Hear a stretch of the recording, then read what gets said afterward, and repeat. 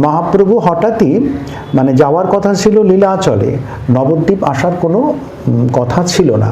হঠাৎ করে শ্রীবাস গদাধর এদেরকে বললেন যে চলো আমরা নবদ্বীপ হয়ে যাব। এই নবদ্বীপে যখন এলেন, নবদ্বীপে আসার পর কীর্তন নিয়ে তার আঙিনার মধ্যে প্রবেশ করলেন।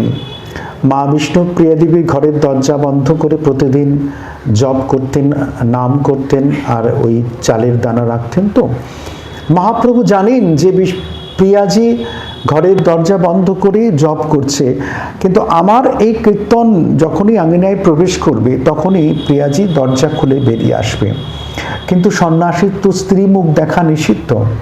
তাই মহাপ্রভু কি করলেন, আঙিনার মধ্যে যেই কীর্তন নিয়ে প্রবেশ করলেন, আর ঠিক মা বিষ্ণুপ্রিয়া দেবী তিনি বুঝতে পারলেন যে আমার প্রভু এসেছেন, দরজা খুলে বেরিয়ে আসলেন। মহাপ্রভু আকাশের দিকে মুখ করলেন, যেহেতু স্ত্রী মুখ দেখা নিষিদ্ধ। আকাশের দিকে মুখ করে তার চরণ পাদুকা যুগল রেখে তিনি বেরিয়ে গেলেন কীর্তন নিয়ে।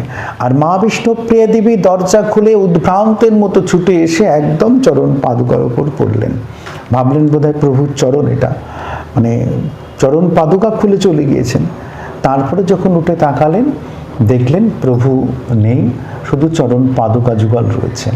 সেই চরণ পাদুকা যুগল বুকে নিয়ে মা বিষ্ণুপ্রিয়া দেবী তার ওই মহাপ্রভু যে বিগ্রহ নিম গাছের তলায় নিম কাঠ দিয়ে তৈরি হয়েছিল, সেই বিগ্রহ এবং চরণ পাদুকা মা বিষ্ণুপ্রিয়া দেবী সেবা করতে আরম্ভ করলেন।